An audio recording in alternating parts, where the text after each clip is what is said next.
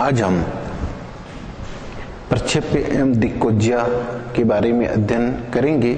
इसके पूर्व क्लास में हमने दिक्कोज्या के बारे में अध्ययन किया है और उससे संबंधित प्रश्न को भी हल किया है। आज हम देखेंगे किसी बिंदु का एक रेखा पर प्रक्षेप्य, किसी बिंदु से एक रेखा पर प्रक्षेप्य कैसा होता है। लीजिए एक बिंदु P से हमने एक रेखा AB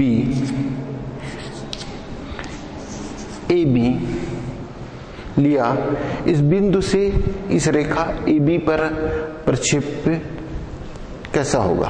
बिंदु P से हमने एक लंब रेखा PM डाला, PM AB रेखा पर डाला और लंब पाद M रेखा को बिंदु M पर मिलता है, तो M रेखा AB का प्रक्षेप्य होगा।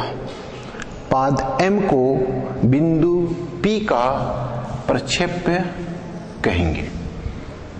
किसी बिंदु का एक रेखा पर प्रक्षेप्य ज्ञात करने के लिए हमने एक बिंदु लिया, चर बिंदु। उस चर बिंदु से दिए गए रेखा पर एक लंब डालेंगे और लंब पाद रेखा पर जिस बिंदु पर मिलेगा उसे हम बिंदु P का प्रक्षेप्य कहेंगे।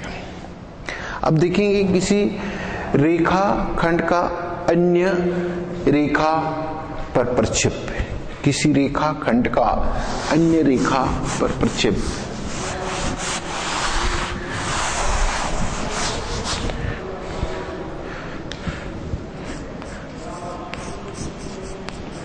किसी रेखा खंड का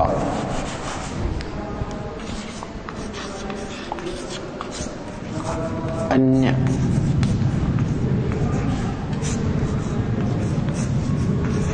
रेखा पर प्रक्षेप्य।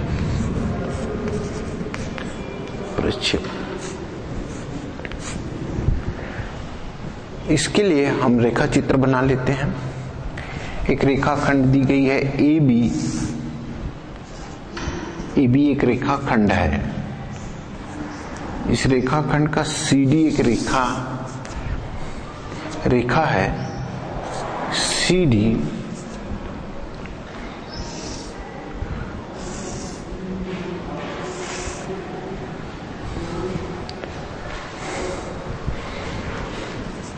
AL यहाँ पे थीटा कोण MN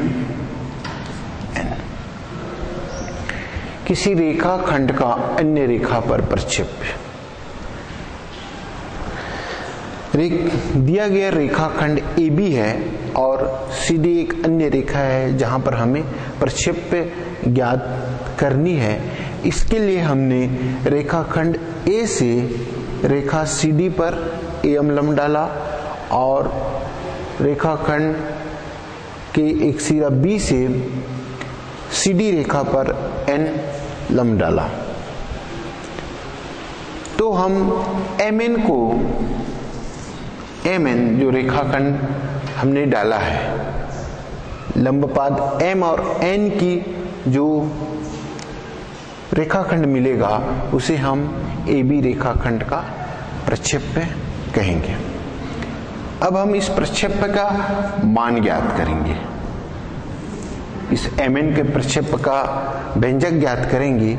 इसके लिए हमने रेखाखंड AB के A सिरे से हमने एक लंब BN लंब रेखा पर लंब डाला। लंब डालने पर यहाँ पर हमको एक न्यून कोण प्राप्त हुआ। ये यहाँ पर जो कोण बन रहा है, यदि ये रेखा AB इस CD रेखा से थीटा कोण बना रहा है तो निश्चित है कि A जो बिंदु है AL रेखा B AB रेखा AL रेखा से भी थीटा कोण बनाएगा। यदि AB रेखा CD रेखा से थीटा कोण बना रहा है तो AL AB रेखा AL रेखा से भी थीटा कोण बनाएगा। तो त्रिभुज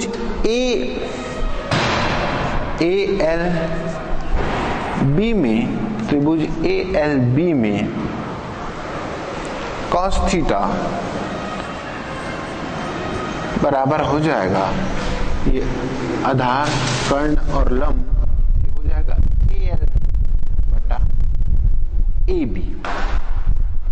AL बटा AB।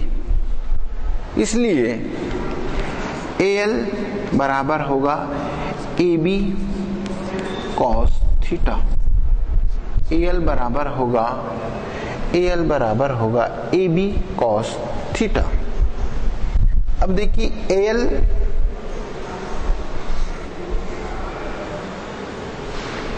AL बराबर AB cos थीटा।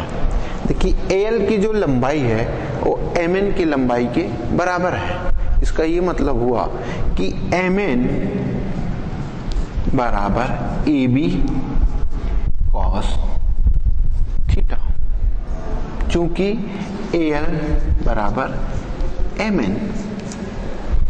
यही रेखाखंड AB का CD रेखा पर प्रक्षेप का व्यंजक है। MN बराबर AB cos थीटा। अब हम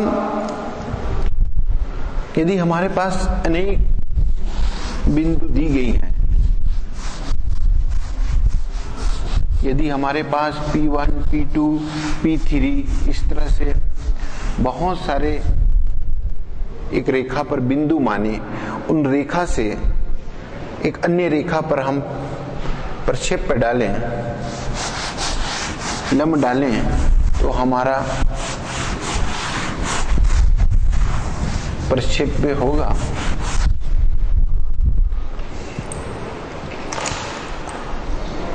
यदि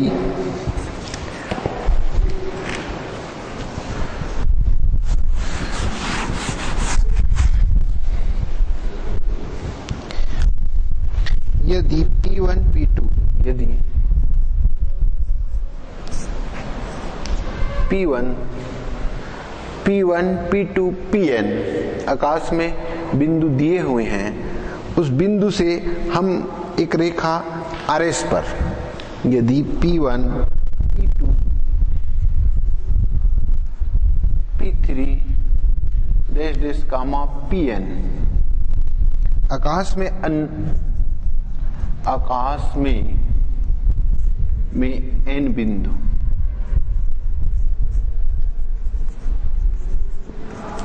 n बिंदु हैं, तो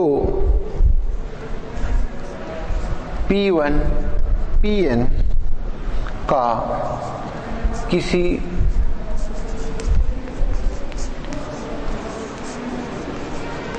रेखा पर प्रक्षेप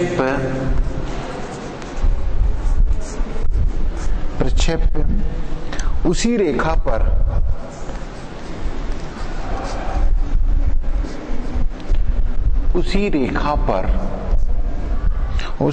पर P1, P2, P3 dash dash Pn1, Pn के प्रक्षेप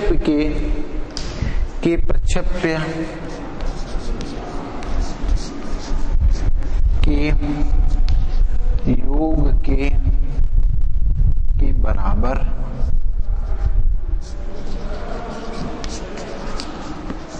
होता है। यदि आकाश में P1, P2, Pn आकाश में n बिंदु हैं, इसके लिए रेखा चित्र बनाएंगे।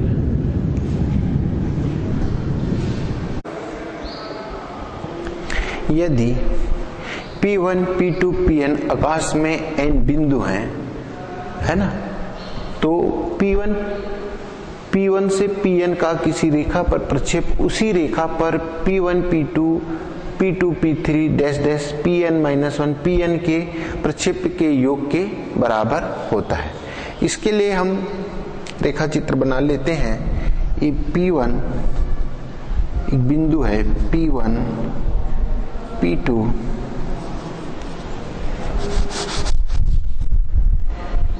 P1 P2 P3 P4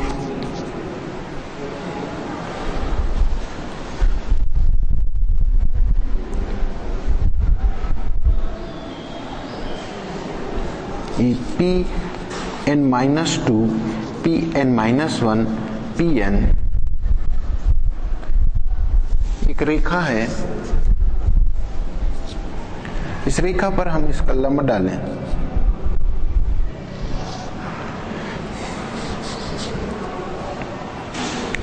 P1 P2 P3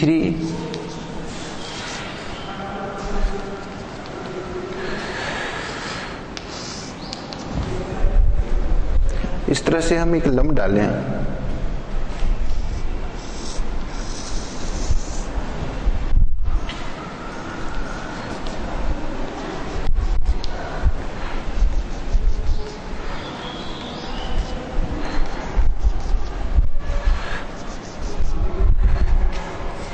Q1 Q2 Q3 Q4 dash dash Qn-2 Qn-1 और Qn इस रेखा RS पर हम लंब डाले। आकाश में हमको बिंदु दी गई P1 P2 P3 P4 Pn-2 Pn-1 Pn।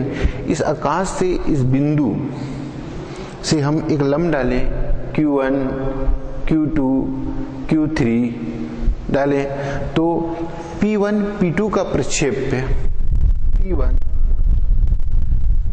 ये रेखा खंड लेंगे हम उसको P1 P2 का प्रक्षेप होगा Q1 Q2 P2 P3 का प्रक्षेप होगा Q2 Q3। देख लेंगे एक बार हम इसको। P1 P2 का प्रक्षेप होगा Q1 Q2 है ना, P2 P3 प्रक्षेप होगा Q2 Q3। इस तरह से ये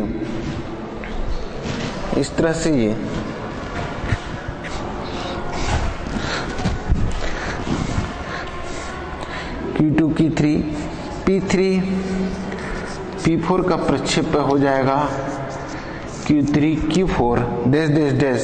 इस तरह निकालेंगे तो Pn-1 Pn का प्रक्षेप होगा Qn-1 और Qn-1 Q2। इस तरह से P1 इनके प्रक्षेपों का योग ज्ञात करें। इस सब का प्रक्षेप का योग ज्ञात करें तो हमको प्राप्त होगा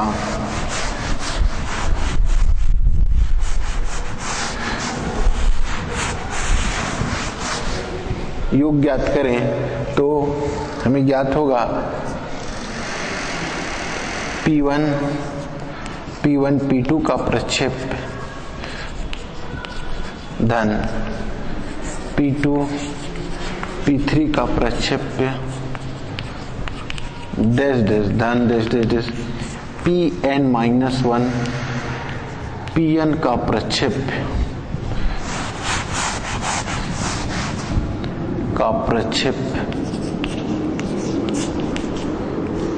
बराबर ये मिलेगा हमको Q1 Q2 Q2 Q3 धन dash dash dash Qn-1 Qn। जब इसको सबको हम प्लस करेंगे तो हमको मिलेगा रेखा Qn।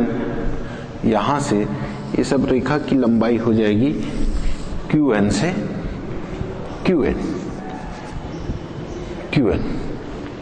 ये होगा P1 PN का दी हुई रेखा पर प्रक्षेप। ये हो गए P1 PN, ये रेखा है ना, P1 PN का दी हुई रेखा पर प्रक्षेप।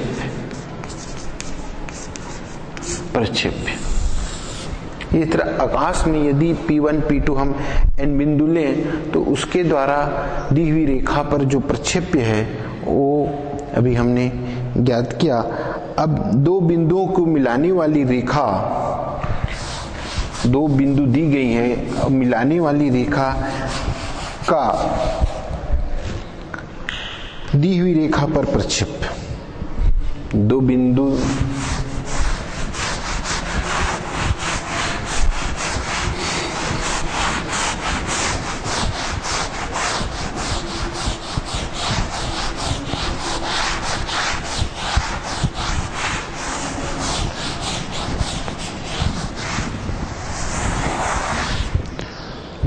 हमको दी गई है x1 x2, दो बिंदु हैं x1 y1 z1 और दूसरा बिंदु है x2 y2 z2। दो बिंदु दी गई है, एक बिंदु है A और ये B दो बिंदु। इस दो बिंदु द्वारा एक दी हुई रेखा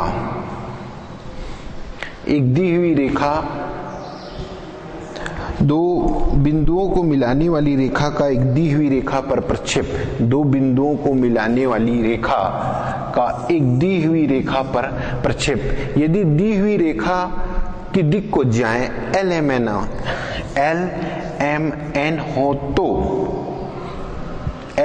हो तो इस दो बिंदुओं को मिलाने वाली रेखा का इस दी हुई रेखा जिसकी दिक् को जाए LMN है, उसके लिए आपको व्यंजक मिलेगा x2 minus AX1L plus y2 minus y1 M धन Z2 माइनस Z1N।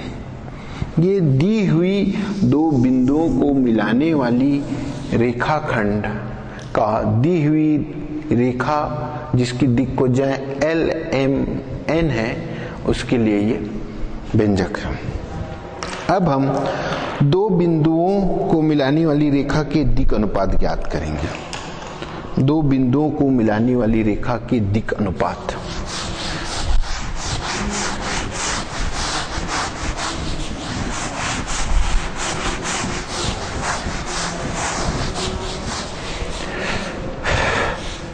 दो बिंदुओं को मिलाने वाली रेखा की दिक् अनुपात। दो बिंदुओं को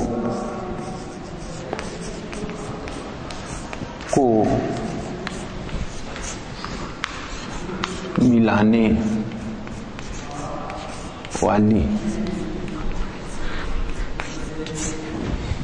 रेखा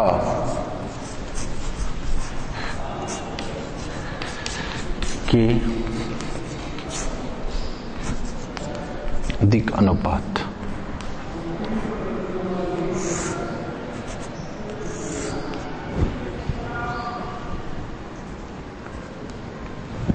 दिक् अनुपात की क्या परिभाषा है? पिछली क्लास में हमने बताया था दिक् अनुपात की क्या परिभाषा है। कोई एनीवन?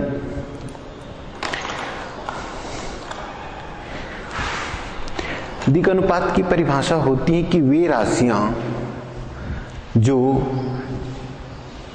दिए गए दिक् को ज्याओं के समानुपाती होती हैं, उस राशियों को हम दिक् अनुपात कहते हैं। इसके लिए हम एक रेखा चित्र बनाते हैं x, y और z। इसमें हमने दो बिंदु लिया P और Q, जिसके निर्देशांक हैं x1, y1, z1 p के और q के निर्देशांक हैं x2, y2, z2। p से हमने y अक्ष पर एक लंब डाला और q से हमने अक्ष पर एक लंब डाला l लैम्ब। दो बिंदुओं को मिलाने वाली रेखा PQ। हमने P से इस OY पर एक लंब डाला PL और Q से हमने एक लंब डाला QM। LM बराबर हो जाएगा, यहां पर देखिए इस रेखा का प्रक्षेप्य क्या होगा, PQ रेखा का प्रक्षेप्य y अक्ष पर प्रक्षेप्य LM। PQ रेखा का y अक्ष पर प्रक्षेप्य क्या होगा, PQ रेखा का y अक्ष पर प्रक्षेप होगा LM। PQ रेखा का y अक्ष पर प्रक्षेप्य बराबर LM। LM बराबर हो जाएगा OM माइनस OL। OM मिलेगा, OM y अक्ष है, इसके निर्देशांक y2 होंगे, x2 y2 है तो ये हो जाएगा y2 और OL हो जाएगा y1। ये डिस्टेंस हो जाएगी y2 यहां से और ये डिस्टेंस है आपका y1, तो y2 minus y1 LM। PQ रेखा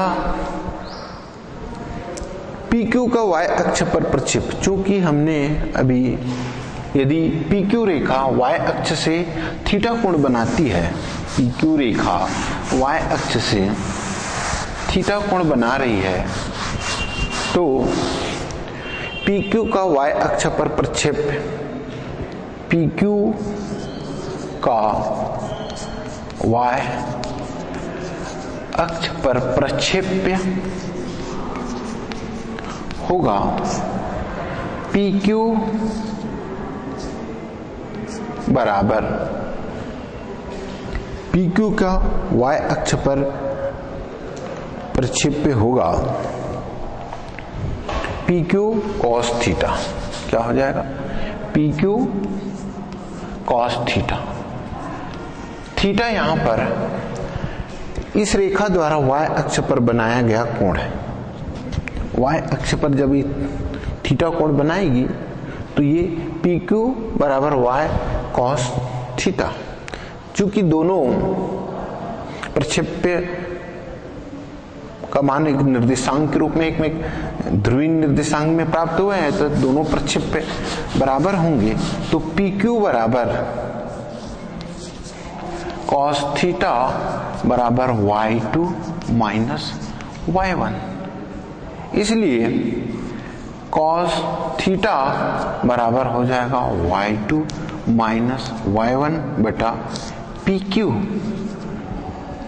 cos थीटा बराबर होगा y2 माइनस y1 बराबर PQ। ये y अक्ष पर, PQ का इसी प्रकार PQ का x अक्ष पर इसी प्रकार PQ का x अक्ष पर प्रक्षेप्य x अक्ष पर प्रक्षेप्य होगा cos थीटा बराबर x2 माइनस x1 बटा PQ। इसी तरह cos थीटा पर प्रक्षेप्य होगा PQ x2 माइनस x1 बटा PQ। इसी प्रकार z अक्ष पर प्रक्षेप्य होगा, इसी प्रकार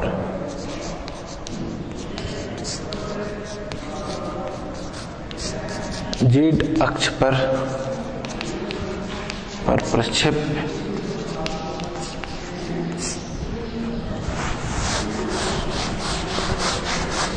होगा Z2 माइनस Z1 बटा PQ कॉस थीटा बराबर, चूंकि तीनों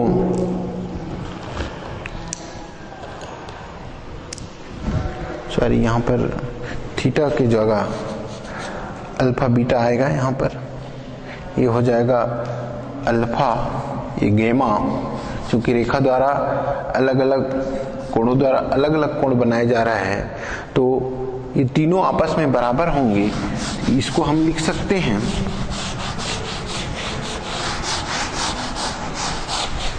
इसको हम लिखेंगे दिक्कोज्याएं, PQ की दिक्कोज्याएं, PQ की दिक्कोज्याएं, ये दिक्कोज्याएं के रूप में निकलेंगी। ये लिखेंगे cos alpha x2 minus x1 बटा PQ और y2 माइनस y1 बटा PQ और Z2 माइनस Z1 बटा PQ, इसकी दिक्कोज्याएं हैं तो स्पष्ट है कि ये x2 minus x1, y2 minus y1 और Z2 माइनस Z1 इसकी दिक्कोज्याएं होंगी, दिक् अनुपात होंगी x2 minus x1 comma y2 minus y1 और Z2 माइनस Z1 इसकी दिक् अनुपात होंगी। तो दो बिंदुओं को मिलाने वाली रेखा की दिक् अनुपात अभी हमने ज्ञात किया। अब इससे संबंधित एक प्रश्न हल करेंगे। यदि किसी रेखा की दिक्कोज्याएं cos alpha, cos beta, cos gamma हो तो सिद्ध करना है cos 2 alpha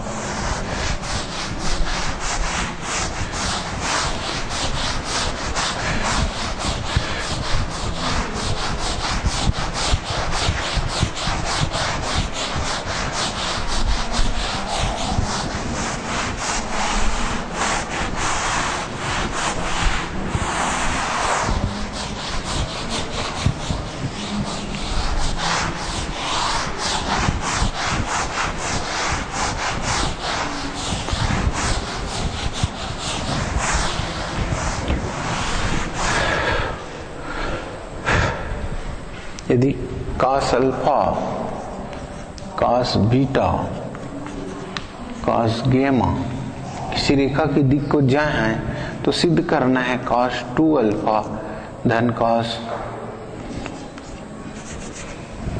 2 beta, cos 2 alpha cos 2 beta धन cos 2 गैमा इक्वल 1। ये प्रूव करना है, ये सिद्ध करना है। हल लेफ्ट हैंड साइड से cos 2 alpha plus cos 2 beta धन cos 2 गैमा, इसको हम लिख सकते हैं 2 cos स्क्वायर अल्फा माइनस 1, ये हो जाएगा 2 cos square beta minus 1 plus 2 cos square गेमा माइनस 1। ये हमको प्राप्त हुआ त्रिकोणमितीय सूत्र cos 2 थीटा बराबर होता है 2 cos स्क्वायर थीटा माइनस 1। ये सूत्र से हमको मिला cos 2 थीटा बराबर होता है 2 cos स्क्वायर थीटा माइनस 1। अब हम देखिए -1 कितना हो गया, -3, 2 कॉमन हो गया। देखिए प्रूव -1 करना है यहाँ पर लेफ्ट हैंड साइड में क्वेश्चन में, तो हो जाएगा cos square alpha plus cos square beta धन कॉस स्क्वायर गेमा माइनस ब्रैकेट बंद, ये होगा -3 और इसका मान होता है cos square alpha, cos square beta, cos square गेमा, गेमा का मान होता है 2 × 1 - 3, तो हो जाएगा 2 - 3 बराबर -1।